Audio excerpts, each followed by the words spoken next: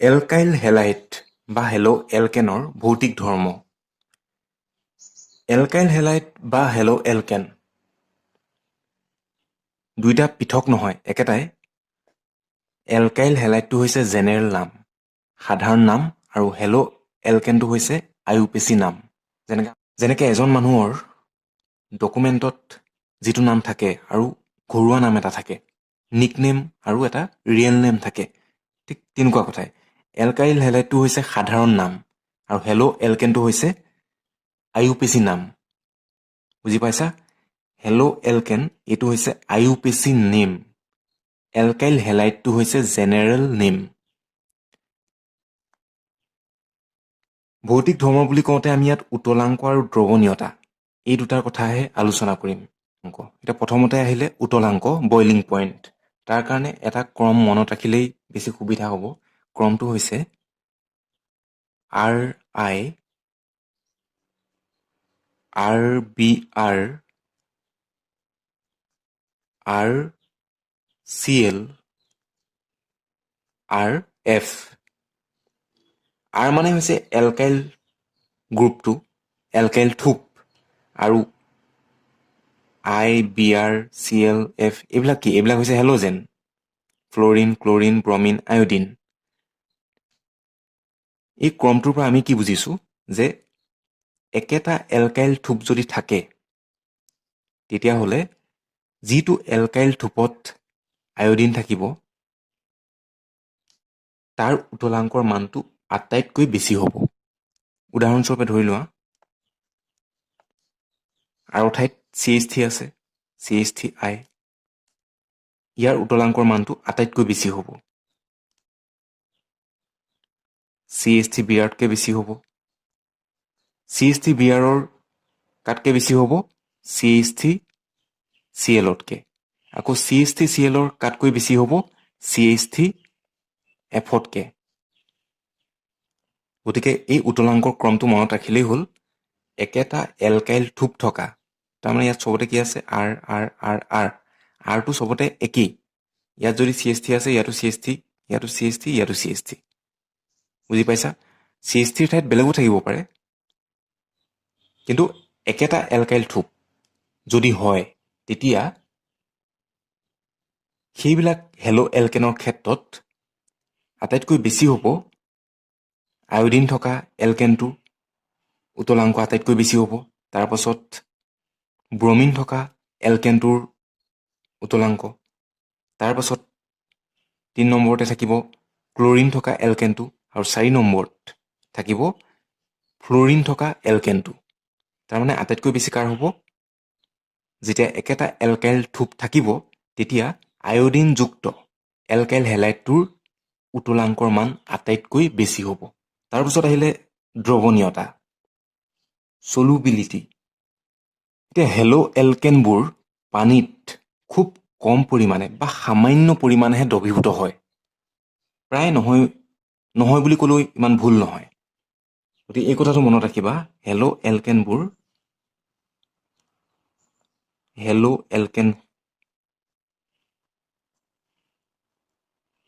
Hello এলকেনবোৰ পানীত সামান্য পৰিমাণে দ্ৰৱীভূত হয়।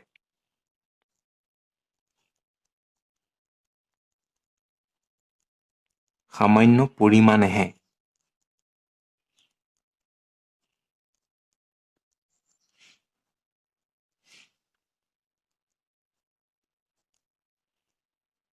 দ্ৰৱীভূত হয়। ঠিক নোহোৱাৰ নিচিনাই, নহয় বুলি ক'লেও ইমান ভুল নহয়। সামান্য পৰিমাণে দ্ৰৱীভূত হয়। আৰু এটা কথা লগতে মনত ৰাখিবা, জৈৱ দ্ৰাৱক হেলো এলকেনবোৰ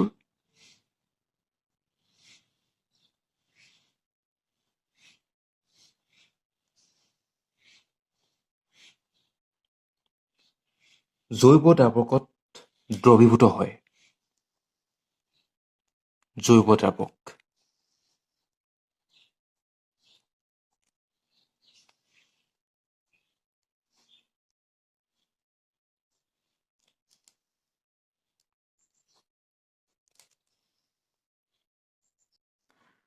গতিকে এই দুটা কথা মনত ৰাখিবা দ্ৰৱণীয়তাৰ ক্ষেত্ৰত আৰু উতলাংকৰ ক্ষেত্ৰত এই ক্ৰমটো মনত ৰাখিবা। লগতে আৰু এটা কথা মনত ৰাখিবা উতলাংকৰ ক্ষেত্ৰত একে আণৱিক ভৰযুক্ত হেলো এলকেনৰ ক্ষেত্ৰত কাৰ্বন শৃংখলত থকা যদি শাখা শৃংখলৰ সংখ্যা বাঢ়ি যায় তেতিয়া কি হ'ব উতলাংকৰ মানটো কমি যাব। উদাহৰণস্বৰূপে তিনিওটাতে কি আছে ব্ৰমিন আছে। ইয়াৰ উতলাংক 375 কেলভিন, ইয়াৰ উতলাংক 364 আৰু ইয়াৰ 346। এই যিটো লাষ্টৰ যৌগ এই লাষ্টৰ যিটো হেলো এলকেন ইয়াত কি হৈছে শাখা শৃংখলৰ সংখ্যা বাঢ়ি গৈছে। মূল চেইনডাল হৈছে এডাল 1 2 3, এডাল হৈছে মূল চেইন মূল শৃংখল, তাত কি হৈছে শাখা শৃংখলৰ সংখ্যা বাঢ়ি গৈছে। এফালে এটা এলকাইল মূলক আছে আৰু এফালে ব্ৰমিন আছে, কিন্তু ইয়াততো তেনেকুৱা হোৱা নাই। ইয়াত মাজৰ কাৰ্বন এটাত ব্ৰমিনটো আছে, ইয়াতো ছাইডৰ কাৰ্বন এটাত ব্ৰমিনটো আছে, ছাইডৰ কাৰ্বনটোত ব্ৰমিনটো লগ হৈ আছে। তো যিমানে শাখা শৃংখল বাঢ়ি যাব সিমানে কি হ'ব উতলাংকৰ মানটো কমি যাব।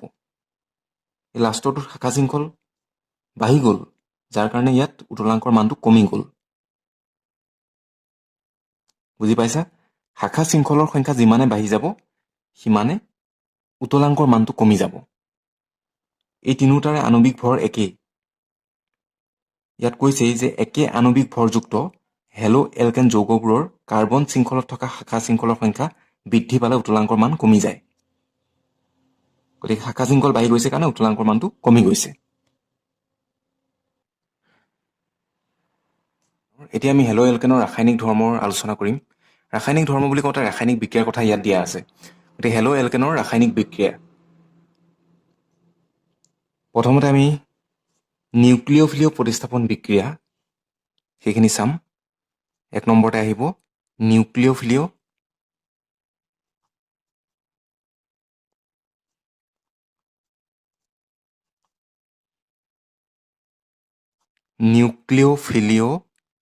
প্ৰতিস্থাপন বিক্ৰিয়া।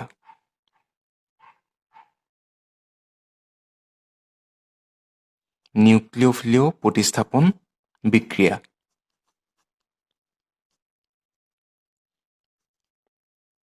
তাৰমানে নিউক্লিঅফাইল এটা প্ৰতিষ্ঠা কৰিব লাগে। নিউক্লিঅফিলিয় প্ৰতিস্থাপন বিক্ৰিয়া তাৰমানে নিউক্লিঅফাইল প্ৰতিষ্ঠা কৰিব লাগে। নিউক্লিঅফাইলটো আমি ক'ত প্ৰতিষ্ঠা কৰিম? হেলো এলকেনৰ পৰা হেলোজেনটো অঁতৰাই আমি নিউক্লিঅফাইলটো প্ৰতিষ্ঠা কৰিম, নিউক্লিঅফাইলটো বহুৱাম।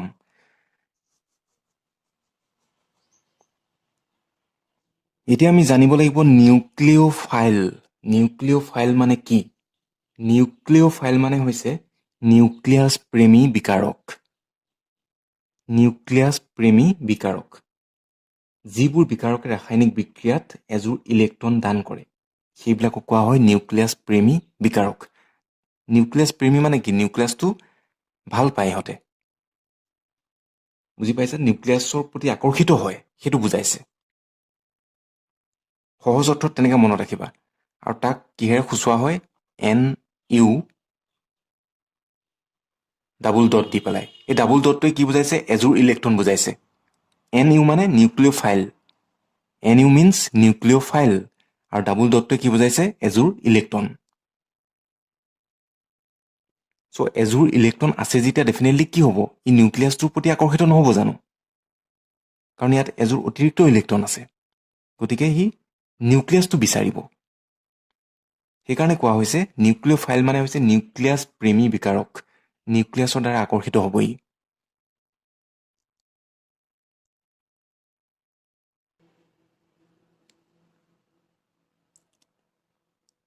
হেলো এলকেনৰ কাৰ্বন আৰু হেলোজেন বান্ধনীডাল আমি চাওঁ। এইটো কাৰ্বন আৰু ইফালে এটা হেলোজেন, এইটো কাৰ্বন আৰু তাৰ লগত কি লগ হৈ আছে? এটা হেলোজেন।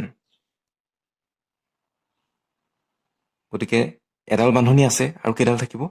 3ডাল। এটা কাৰ্বনৰ চাৰিওফালে কেইডাল বান্ধনী থাকে? 4ডাল বান্ধনী থাকে। এডাল বান্ধনী হেলোজেনৰ লগত লগ হৈ আছে আৰু থাকিব বাকী 3ডাল। চ' এই যিডাল কাৰ্বন হেল'জেন বান্ধনি, এই বান্ধনিডালৰ যিটো ফালে কাৰ্বন পৰমাণুটো আছে, সেই কাৰ্বন পৰমাণুটো আংশিকভাৱে কি হয়, ধনাত্মক হৈ থাকে। কিছু পৰিমাণে ই ধনাত্মক হৈ থাকে, মানে কিছু পৰিমাণে ই ধন গুণপ্ৰাপ্ত হয়। আৰু এই যিটো হেল'জেন পৰমাণু আছে, ই আংশিকভাৱে হৈ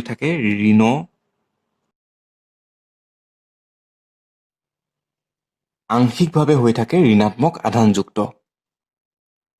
গতিকে এই কথাটো মনত ৰাখিবা, কাৰ্বন হেল'জেন বান্ধনিডালৰ কাৰ্বন পৰমাণুটো আংশিকভাৱে ধনাত্মক আধানযুক্ত হৈ থাকে, আৰু হেল'জেন পৰমাণুটো আংশিকভাৱে সামান্য পৰিমাণে ঋণাত্মক আধানযুক্ত হৈ থাকে। তাৰ লগত যেতিয়া নিউক্লিঅ'ফাইল এটা আমি যোগ দিম, তেতিয়া কি হ'ব, নিউক্লিঅ'ফাইলটোত কি আছে, এযোৰ ইলেক্ট্ৰন আছে। এযোৰ ইলেক্ট্ৰন আছে মানে কি হৈ আছে, ই নিগেটিভ আধান লৈ আছে ন, ঋণাত্মক আধানযুক্ত হৈ আছে। গতিকে এই কাৰ্বন হেল'জেন বান্ধনিডালৰ ক'ত লগ হ'বগৈ, যিহেতু ইয়াত কি আছে, এযোৰ ইলেক্ট্ৰন আছে, তাৰমানে ই ঋণাত্মক আধানযুক্ত হৈ আছে। গতিকে ই কোনফালে আকৰ্ষিত হ'ব, ই কাৰ্বনটোৰ প্ৰতি আকৰ্ষিত হ'ব। কিয়? কাৰণ এই কাৰ্বনটো সামান্য পৰিমাণে ধনাত্মক আধানযুক্ত হৈ আছে। বুজি পাইছা? চ' এতিয়া নিউক্লিঅ'ফাইলটো ক'ত লগ হ'বগৈ, কাৰ্বনটোৰ লগত যোগ হ'ব নিউক্লিঅ'ফাইলটো, কাৰ্বনটোৰ লগত নিউক্লিঅ'ফাইলটো যুজিত হ'ব। বুজি পালা? কাৰ্বনটোৰ লগত নিউক্লিঅ'ফাইলটো যুজিত হ'ব, আৰু বাকী থাকিলে এই হেল'জেনটো। চ' হেল'জেনটো এতিয়া নিউক্লিঅ'ফাইলৰ কিছুমান এক্সাম্পল হৈছে HO বা OH বুলিও আমি ক'ব পাৰোঁ, H2O,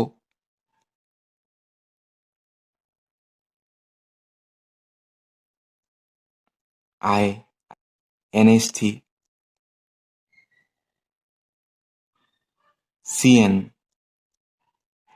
cyanide, NO2.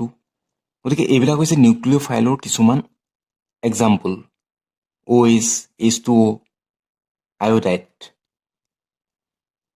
এইটো হৈছে আয়'ডাইড, NH3, চায়ানাইড, নাইট্ৰাইট, এইবিলাক হৈছে কিছুমান নিউক্লিঅ'ফাইলৰ উদাহৰণ।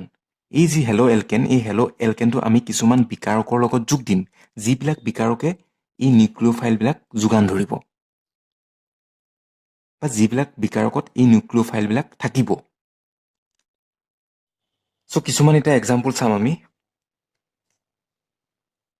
1ত আমি চাম, যদি হেল' এলকেনৰ লগত KOH, জলীয় KOH যোগ দিয়া হয়, তেতিয়া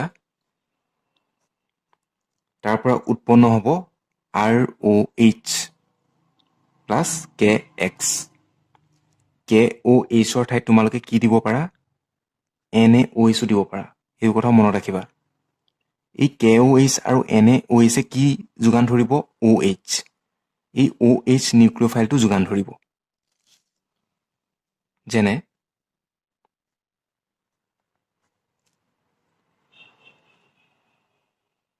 C2H5Br, তাৰ লগত আমি যোগ দিছোঁ KOH, জলীয় KOH। এই কিউৱে বুজাইছে একুৱাছ মানে জলীয়। এতিয়া KOH হৈছে এটা বিকাৰক। এই বিকাৰকটোত এটা নিউক্লিঅ'ফাইল আছে, নিউক্লিঅ'ফাইলটো হৈছে OH। গতিকে আমিতো ইতিমধ্যে ৰিয়েকশ্যনটোত পাইছিলোঁ, ৰিয়েকশ্যনটোত আমি কি পাইছিলোঁ,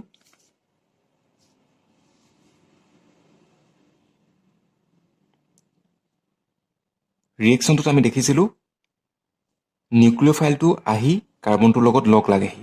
কোনটো কাৰ্বনৰ লগত, যিটো কাৰ্বনৰ লগত হেল'জেনটো যুজিত হৈ আছে, সেই কাৰ্বনটোৰ লগত নিউক্লিঅ'ফাইলটো আহি লগ লাগেহি। সেই কথাটো মনত ৰাখিলেই হ'ল। চ' এতিয়া KOHত থকা নিউক্লিঅ'ফাইলটো হৈছে OH। এই OHটো ক'ত লগ লাগিবহি, যিটো কাৰ্বনৰ লগত ব্ৰমিনটো যুক্ত হৈ আছে এই ব্ৰমিন অংশটো আঁতৰি যাব C2H5 তাৰ লগত কি লগ হ'বগৈ OH আৰু বাকী কি থাকিলে K থাকিলে Br থাকিলে সো KBr হিচাপে এটা বাই প্ৰডাক্ট উৎপন্ন হ'ব C2H5OH এটো হৈছে মূল উৎপাদিত এটো হৈছে মেইন প্ৰডাক্ট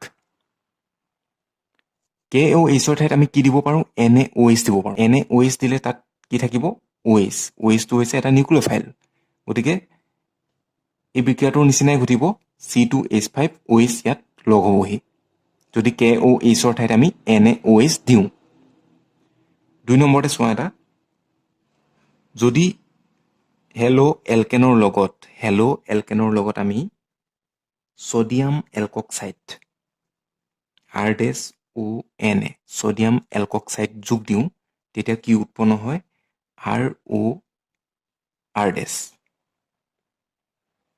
ইথাৰ ROR মানে হৈছে ইথাৰ প্ৰস্তুত হয় লগতে NaX এটো হৈছে বাই প্ৰডাক্ট যেনে C2H5Br তাৰ লগত আমি কি যোগ দিছো CH3ONa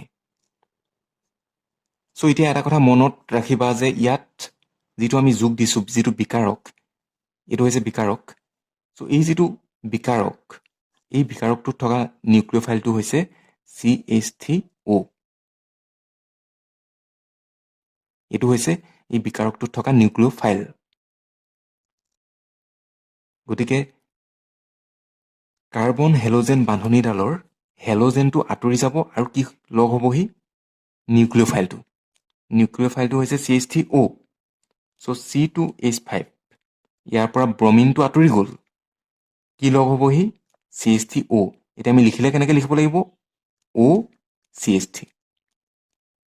এই ফৰ্মটোত লিখিব লাগিব এইটো ফৰ্মত লিখিব লাগিব বুজি পাইছা প্লাস Na কি হ'ব Br NaX আছিলে X ৰ ঠাইত কি আছে Br সো NaBr সো তোমালোকক অলপ আগতে যেটো কৈছিলো যে নিউক্লিঅফাইলৰ উদাহৰণ তাত এটো লিখি থবা এটো তোমালোকে লিখিবা RDO হিচাপে অলপ আগতে যিখিনি মই কৈছিলো উদাহৰণ হিচাপে তাত লিখি থবা RDO এটো এটা নিউক্লিঅফাইল 3 নম্বৰতে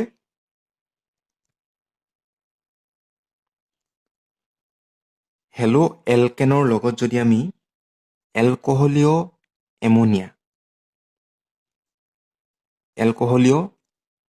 এমোনিয়া যোগ দিওঁ NH3 যোগ দিওঁ তেতিয়া হলে কি উৎপন্ন হ'ব লগতে অলপ তাপ দিব লাগিব কি উৎপন্ন হ'ব RNH2 এটো তোমালোকক পিছলৈও লাগিব এমাইন বুলি যেটো চেপ্টাৰ আছে তাত লাগিব সো এই কাৰণে ভালকে মনত ৰাখিবা এটো লগতে H6 উৎপন্ন হ'ব যেনে C2H5Br plus NH3 এলকোহলীয় NH3 আমি হিট দিছো উৎপন্ন কি হ'ব RNH2 so C2H5Br plus এলকোহলীয় NH3 আৰু আমি হিট দিছো এতিয়া ইয়াত আছিলে RNH2 আমি পাইছিলোগে RNH2 গতিকে R হিচাপে ইয়াত আছে C2H5 so C2H5NH2 plus HBr যদি আমি হেলো এলকেনৰ লগত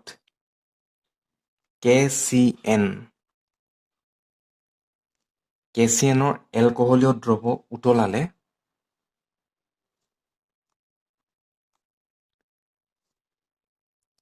RCN উৎপন্ন হয়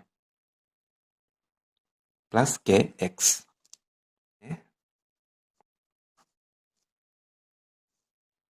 C2H5Br প্লাছ KCN, KCNৰ এলকহলীয় দ্ৰৱ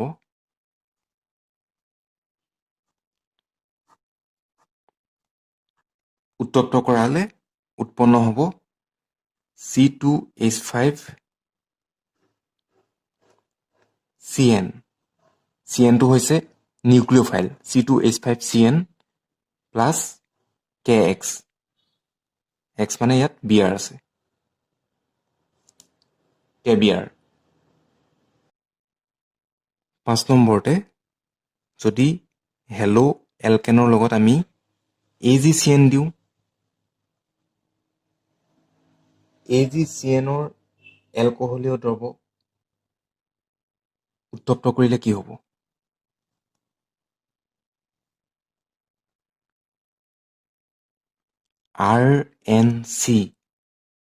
RNC আমি প্ৰডাক্ট হিচাপে পাম।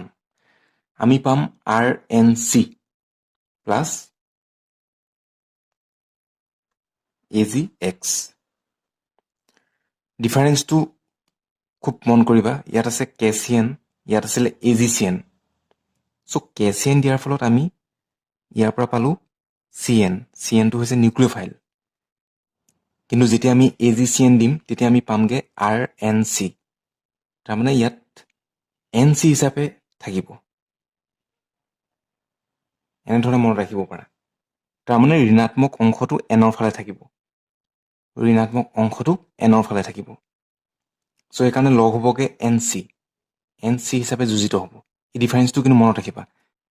হেলো এলকেনৰ লগত KCN যোগ দিলে RCN আমি পাম, আকৌ হেলো এলকেনৰ লগত AgCN দিলে RNC আমি পাম। এই CN যিটো আছে, CNটোত আচলতে দুটা নিউক্লিঅ'ফিলিয় কেন্দ্ৰ থাকে।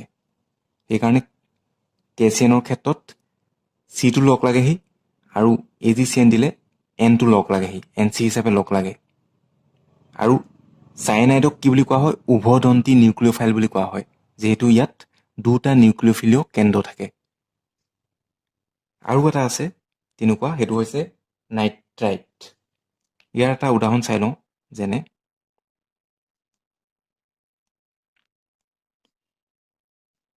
C2H5Br প্লাছ এলকহলীয় AgCN আৰু অলপ আমি হিট দি দিছোঁ, তাৰ ফলত কি উৎপন্ন হ'ব? C2H5CN নে NC? এই কথাটো মনত ৰাখিবা, NC প্লাছ AgBr.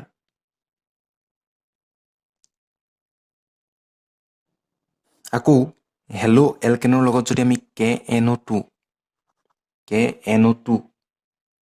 যোগ দিওঁ তেতিয়া আমি পাম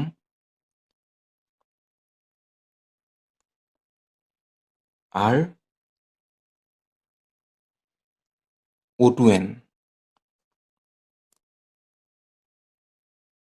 প্লাছ KX.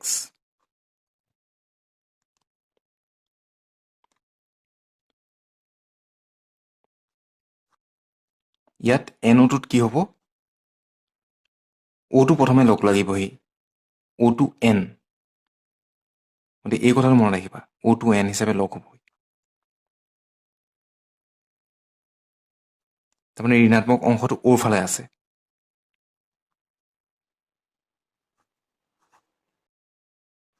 হেলো এলকেনৰ লগত যদি আমি AgNO2 যোগ দিওঁ তেতিয়া আকৌ কি হ'ব? RNO2 হ'ব। ইয়াত NO2 Nৰ ফালে ঋণাত্মক অংশটো থাকিব, Nৰ ফালে ঋণাত্মক অংশটো থাকিব আৰু লগ হ'বহি RNO2 হিচাপে প্লাছ AgX. উদাহৰণ দুটা আগৰ নিচিনাকৈ C2H5Br ধৰি লৈ পেলাই লিখি থবা। NO2ক কোৱা হয় উভদন্তী নিউক্লিঅ'ফাইল। এতিয়া উভদন্তী নিউক্লিঅ'ফাইল আমি দুটা পালোঁ, এটা হৈছে CN আৰু এটা হৈছে NO2, চায়েনাইট আৰু নাইট্ৰাইট। এই দুটা হৈছে উভদন্তী নিউক্লিঅ'ফাইল।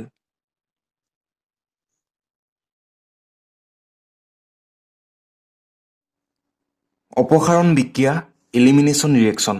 অপসাৰণ বিক্ৰিয়াত এইটো কথা কোৱা হৈছে এলকিল হেলাইড বা হেলো এলকেনৰ লগত এলকিল হেলাইড বা হেলো এলকেনৰ লগত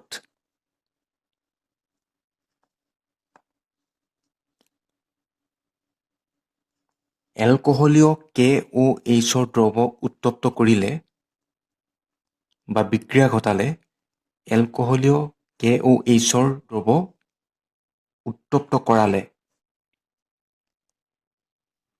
হেলো এলকেনৰ পৰা এটা হাইড্ৰজেন আৰু এটা হেলোজেন পৰমাণু অপসাৰিত হয়, মানে আঁতৰি যায়।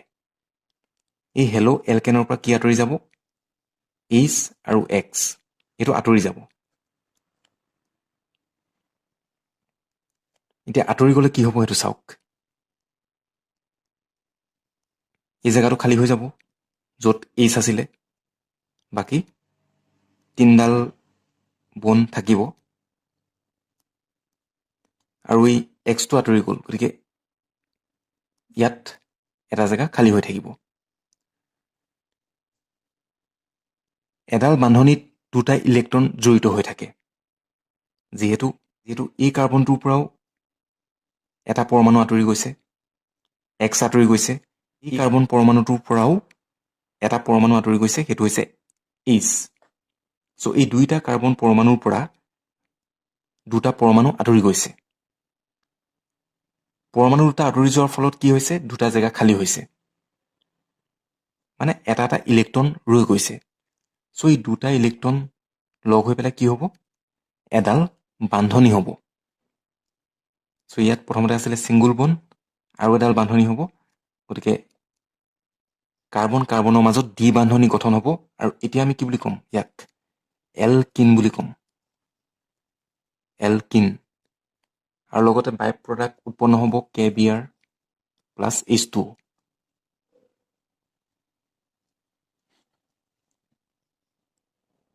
বুজি পালে? এতিয়া উদাহৰণ এটা চাওক। উদাহৰণটো হৈছে CH3CH2Br প্লাছ এলকহলীয় KOH।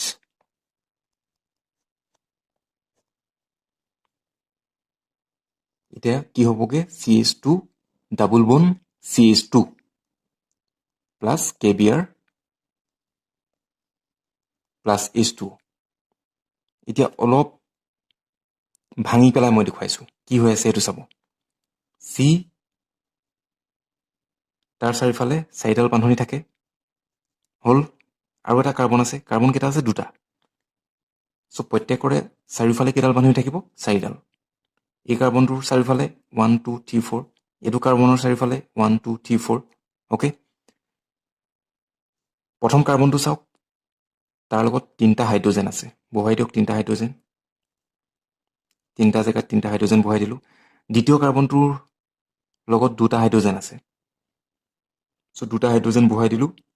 আৰু এটা কি আছে? Br। কোনটো কাৰ্বনৰ লগত আছে? 2 নম্বৰটোৰ লগত Br। এতিয়া আমি এলকহলীয় KOHৰ দ্ৰৱৰ লগত উত্তপ্ত কৰিছোঁ।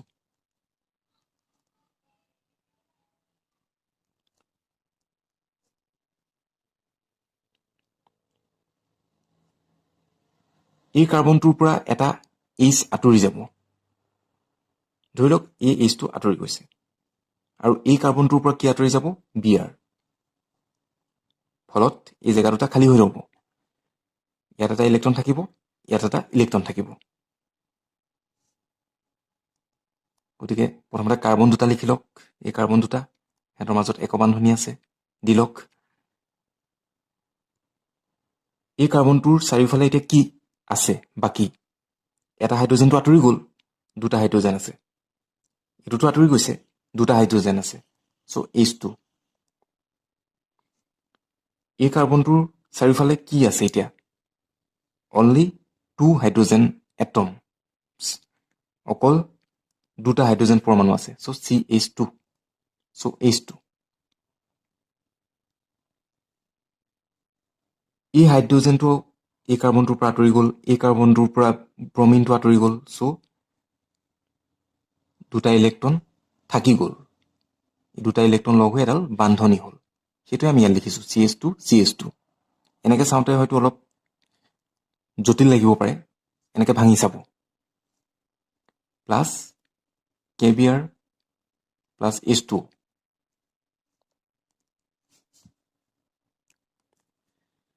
এইখিনিতে এটা কথা কৈ থওঁ, যিটো কাৰ্বনৰ লগত হেল'জেনটো লগ হৈ থাকে সেই কাৰ্বনটোক আলফা কাৰ্বন বুলি কয়, আৰু তাৰ কাষৰ কাৰ্বনটোক বিটা কাৰ্বন বুলি কোৱা হয়। এতিয়া আৰু এটা উদাহৰণ চাওক,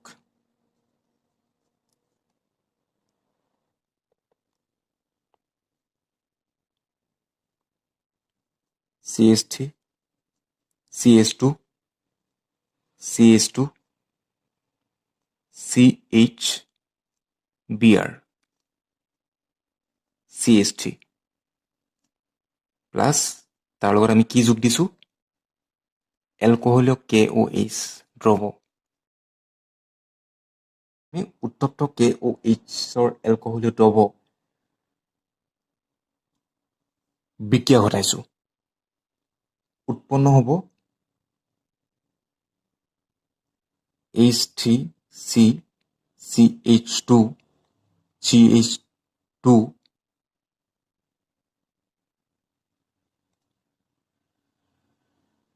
CH।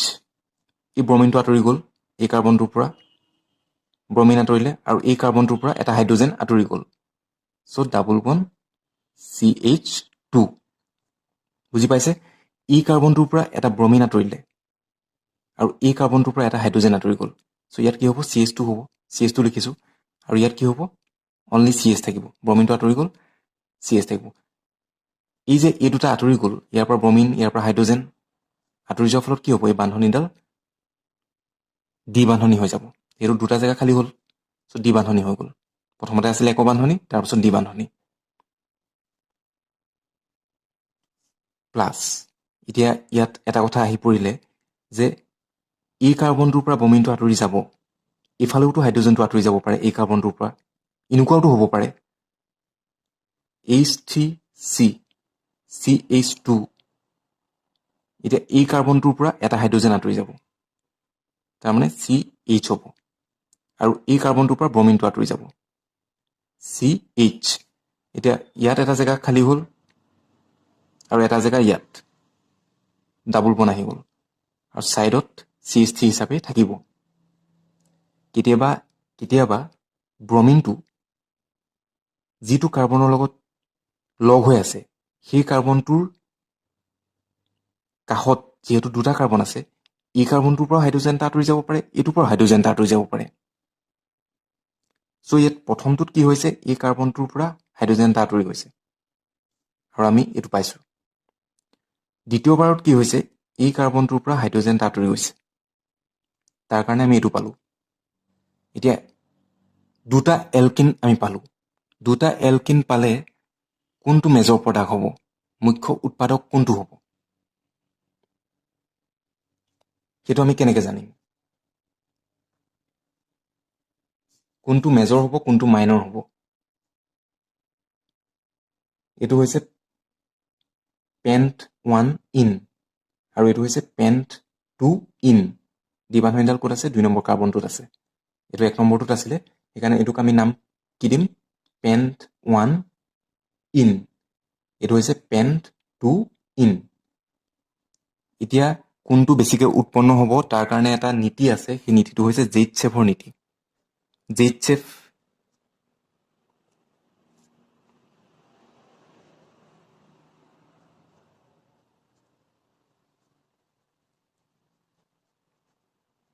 জেইটছেভৰ নীতি। এই নীতিত কৈছে যে কোনটো এলকিন বেছিকৈ উৎপন্ন হ'ব। এই নীতিত এইটো কথা কোৱা হৈছে, যিটো এলকিনত অধিক সংখ্যক এলকাইল মূলক আছে, মানে দ্বিবান্ধনীত অধিক সংখ্যক এলকাইল মূলক থকা এলকিন যৌগটোহে মুখ্য বিক্ৰিয়াজাত পদাৰ্থ। এতিয়া এই এলকিনটোৰ ক্ষেত্ৰত চাওক, ইয়াত কি হৈছে, দ্বিবান্ধনিত এইফালে এটা এলকাইল মূলক আছে আৰু এইফালে এটা এলকাইল মূলক আছে। চ' এইটো হৈছে মুখ্য উৎপাদিত পদাৰ্থ।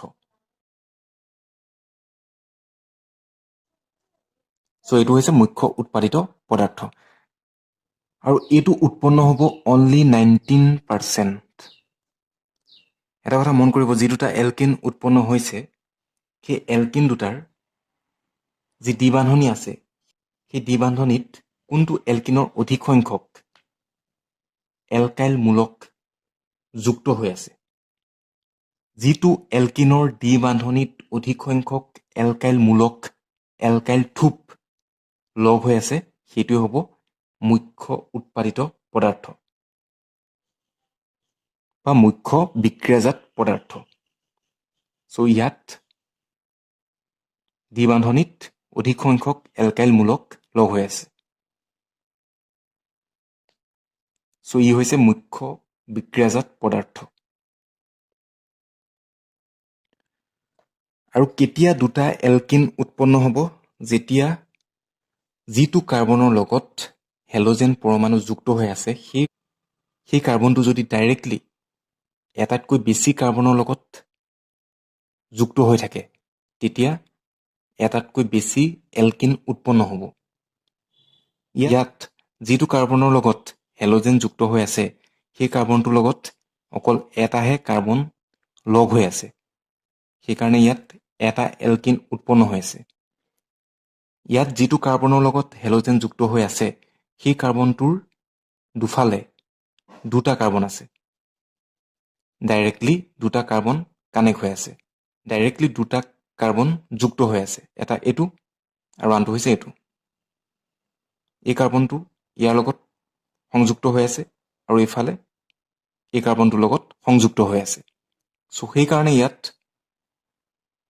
দুটা এলকিন উৎপন্ন হৈছে। ইয়াত অকল এটা আছিলে, ইয়াত দুটা।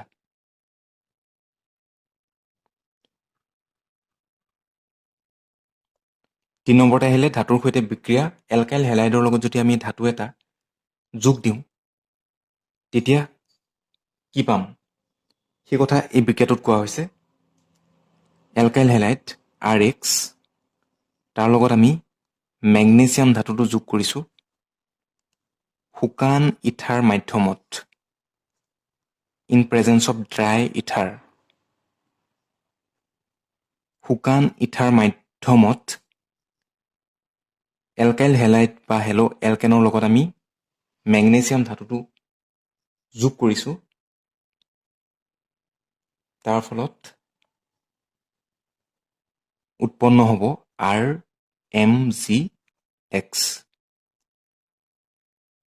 এই RMgXক কোৱা হয় গিগনাৰ্ড বিকাৰক।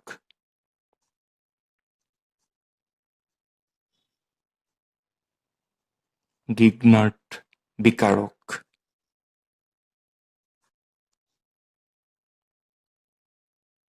শুকান ইথাৰৰ মাধ্যমত এলকাইল হেলাইড বা এলকেনৰ লগত মেগনেছিয়ামৰ বিক্ৰিয়া ঘটাই গিগনাৰ্ড বিকাৰক প্ৰস্তুত কৰা হয়। উদাহৰণস্বৰূপে CH3 CH2 Br plus Mg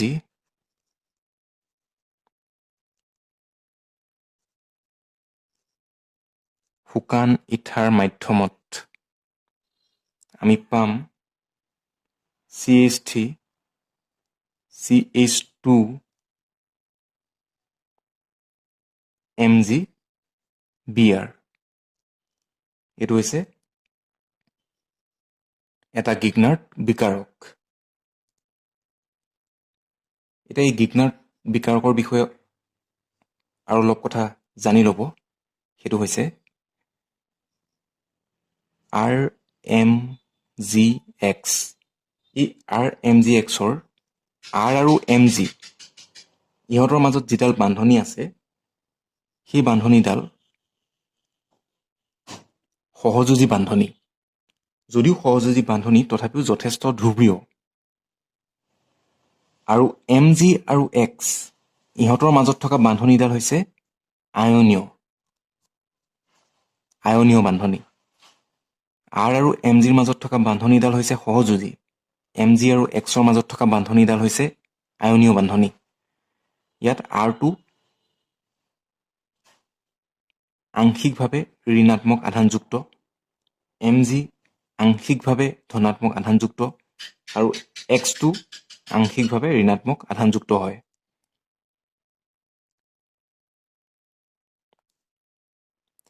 আৰু এই গিগনাৰ্ড বিকাৰকবিলাক অত্যন্ত সক্ৰিয়। এইবিলাকে পানী, এলকহল, এমাইন আদি যৌগৰ লগত বিক্ৰিয়া কৰি পেলাই হাইড্ৰ'কাৰ্বন উৎপন্ন কৰে। সেইকেইটা কথা মনত ৰাখিলে হ'ল। 4 নম্বৰতে আহিলে উডছ বিক্ৰিয়া।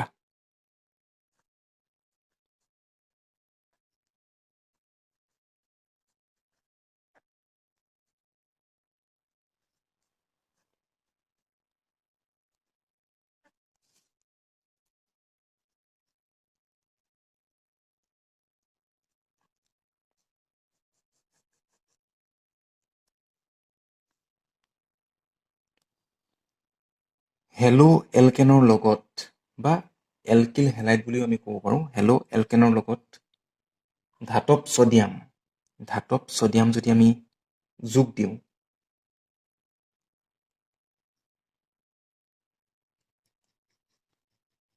এলকিল হেলাইডৰ লগত যদি আমি ধাতৱ ছডিয়াম যোগ দিওঁ, শুকান ইথাৰৰ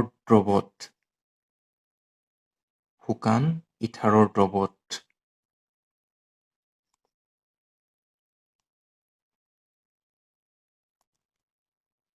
আৰু যদি আমি উত্তপ্ত কৰোঁ, তেতিয়া আমি পামগে R প্লাছ টুৱাইচ NaX। শুকান ইথাৰৰ দ্ৰৱত হেলো এলকেনৰ লগত ধাতৱ ছডিয়াম উত্তপ্ত কৰিলে এলকেন উৎপন্ন হয় আৰু এই বিক্ৰিয়াটোক কোৱা হয় উডছ বিক্ৰিয়া।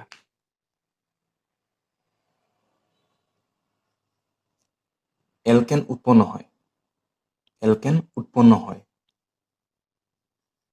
এই বিক্ৰিয়াটোত কি হয়, দুটা হেলো এলকেন অণুৱে ভাগ লয়। ইয়াত দেখিছে দুটা হেলো এলকেন আমি যোগ দিছোঁ। এতিয়া উদাহৰণ এটা চাওক, CH3Br plus twice Na plus CH3Br।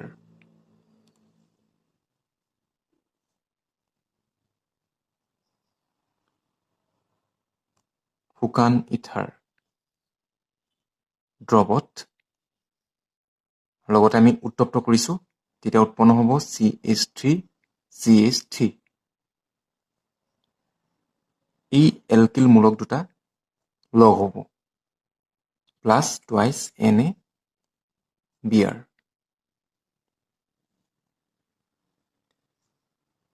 কিন্তু এটা কথা মনত ৰাখিব, যিটো আমি প্ৰডাক্ট পামগে, সেই মেইন প্ৰডাক্টটো কি হয়, তাত এটাতকৈ বেছি কাৰ্বন থাকিব। ইয়াত আমি কি দিছিলোঁ, ব্ৰমমিথেন। গতিকে ইয়াত আমি দিছিলোঁ ব্ৰমমিথেন আৰু আমি পালোগে ইথেন। কেতিয়াও আমি এই বিক্ৰিয়াৰ দ্বাৰা মিথেন আমি কেতিয়াও উৎপন্ন কৰিব নোৱাৰোঁ। সেই কথাটো মনত ৰাখিব। এই বিক্ৰিয়াৰ দ্বাৰা আমি মিথেন উৎপন্ন কৰিব নোৱাৰোঁ। মিথেন প্ৰস্তুত কৰিব নোৱাৰি এই বিক্ৰিয়াৰ জৰিয়তে। আৰু 3 ডিগ্ৰী হেলো এলকেনে এই বিক্ৰিয়া নেদেখুৱায়। সেই দুটা কথা মনত ৰাখিব।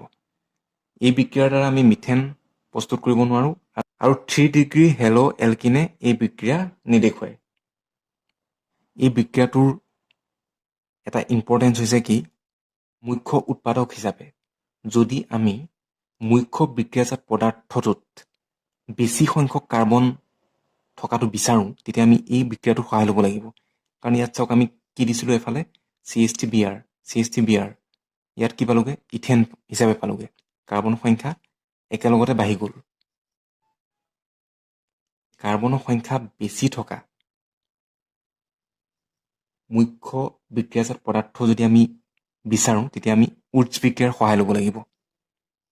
কেতিয়াবা কুৱেশ্যনটো এনেকৈ দিব পাৰে যে ব্ৰমমিথেনৰ পৰা কেনেকৈ ইথেন প্ৰস্তুত কৰিবা। তেতিয়া আপুনি কি ভাবিব যে ব্ৰমইথেন বুলি কৈছে, তাৰমানে CH3Br। তাৰ পৰা কি প্ৰস্তুত কৰিব কৈছে? ইথেন, CH3CH3। এতিয়া ইয়াত এটা কাৰ্বন আছে, ইয়াতো দুটা কাৰ্বন আছে। এতিয়া কাৰ্বনৰ সংখ্যা যিটো আমাক মুখ্য বিক্ৰিয়াজাত পদাৰ্থৰ কথা কৈছে তাত বেছিকৈ আছে। এইটো আমি কেনেকৈ প্ৰস্তুত কৰিম? তেতিয়াই উৎস বিক্ৰিয়াৰ সহায় ল'ব লাগিব।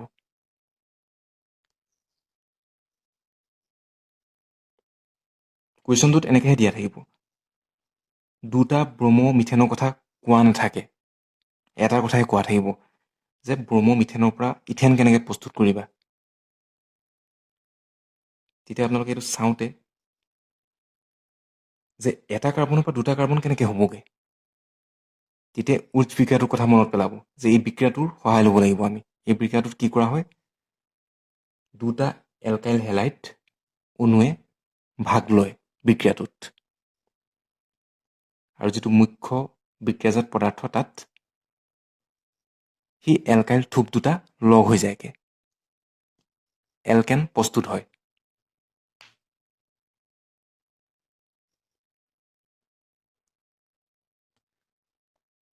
হেলো এলকেনৰ বিক্ৰিয়া ইমানখিনি আছিলে। Next hello Erin. হেলো এৰিনৰ প্ৰস্তুত প্ৰণালী, বিক্ৰিয়া গোটেইখিনি এটা ভিডিঅ'তে আলোচনা কৰা হ'ব।